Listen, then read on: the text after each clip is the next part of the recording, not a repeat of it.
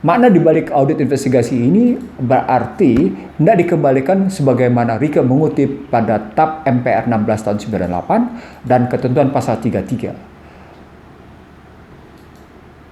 Pemirsa yang saya hormati, audit investigatif bukanlah biasa.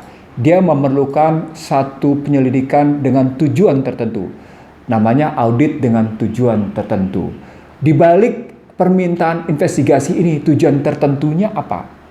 Menurut saya, audit investigasi ini menjadi penting dalam rangka melihat struktur historical keberadaan perusahaan-perusahaan sawit di Indonesia hingga akhirnya mereka menjadi penentu penguasa di bidang sawit dan cenderung mendikte negara melalui Kementerian Perdagangan yang menyatakan sebagai mereka rakus dan jahat.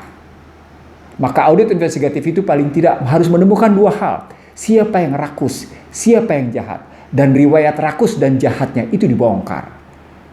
Saya kira KPPU tidak punya otoritas yang cukup kuat untuk melakukan audit.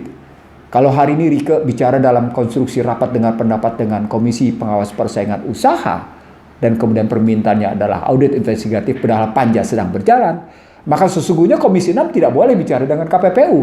Komisi 6 mengeluarkan rekomendasi kepada Badan Pemeriksa Keuangan agar melakukan audit investigasi bekerja sama dengan KPU dan sejumlah auditor independen lainnya agar terbongkar sebenarnya bagaimana peta industri persawitan dan peta biodiesel yang berkaitan dengan pembiayaan rakyat atas orang-orang kaya ini. Ini letak masalahnya. Rakyat di satu sisi dikorbankan, tapi di sisi lain rakyat juga kemudian dihisap uangnya untuk membiayai mereka. Jadi logikanya adalah logika penghisapan tapi sekaligus logika pembebanan. Logika penghisapannya adalah dari segi bagaimana rakyat menerima harus melakukan subsidi lewat kebijakan APBN. Logika pembebanannya adalah rakyat harus membeli mahal minyak sawit itu. Padahal mereka berada di atas tanah rakyat yang dikuasakan negara kepada mereka. Saya ulang, padahal mereka berusaha di atas tanah negara yang dikuasakan kepada mereka lewat hak guna usaha. Saya kebetulan memahami soal ini dengan baik, bukan dengan sepotong. Saya pahami bagaimana misalnya kekuasaan bupati, gubernur, dan sejumlah menteri yang mengalihkan hutannya, yang mengalihkan hak atas tanahnya kepada pengusaha dan kemudian menjadi HGU untuk sawit. Jumlahnya tidak 1.000-2.000 hektar, jumlahnya ratus ribu hektar. Kalau ambil riwayat yang seperti ini, maka tidak layak mereka memainkan harga. Tidak layak mereka lebih berpihak kepada lebih tingginya harga di luar negeri daripada di dalam negeri. Mereka beralasan disparitas harga domestik dengan harga luar negeri yang menyebabkan kelangkaan. Kenapa berlaku seperti itu? Salah negara. Karena negara menetapkan prinsip mekanisme pasar bebas. Itu artinya audit investigasi yang diminta oleh Rieke bukan cuma sekedar audit penguasaan atas industri sawit. Bukan sekedar penguasaan atas agrobisnis crude palm oil.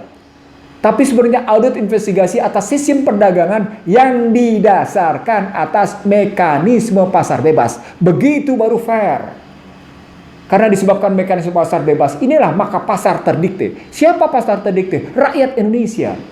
Dalam bahasa yang lain, terdiktenya pasar, terdiktenya rakyat Indonesia melalui mekanisme pasar bebas sesungguhnya sedang menunjukkan orang kaya makin kaya dan makin berkuasanya orang kaya dengan kekuasaan produksi yang mereka punya plus penguasaan di sumber daya. Ketika ini dihubungkan dengan 18 juta vaksin yang masa kadaluarsanya diperpanjang, yang kemudian Rieke Diah Pitaloka menyatakan ancaman nyawanya adalah 18 juta jiwa, maka auditnya menjadi lebih penting. Audit investigasi ini bukan cuma sekedar audit investigasi pada yang namanya biaya, tapi audit investigasi atas posisi 2, safety and impact, keamanan dan dampaknya.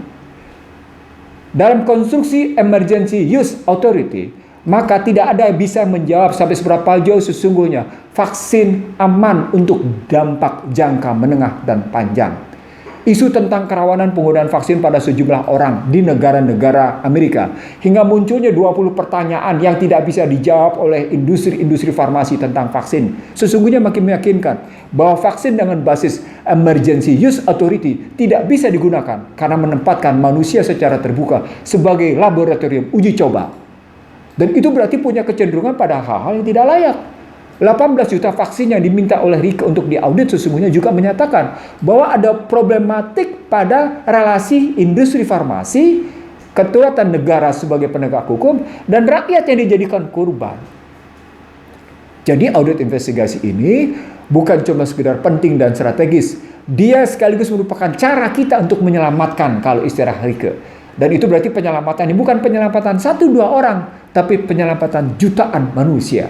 Dalam hal ini Rike benar, tapi improvement harus terjadi, yakni tidak bisa lagi bicara pada sekedar sektor yang bersangkutan, tapi improvement pada bagaimana sesungguhnya memperbaiki mekanisme pasar. Dalam bahasa yang lain, pentingnya tentang tata niaga dan sistem logistik atas sistem perdagangan di Indonesia.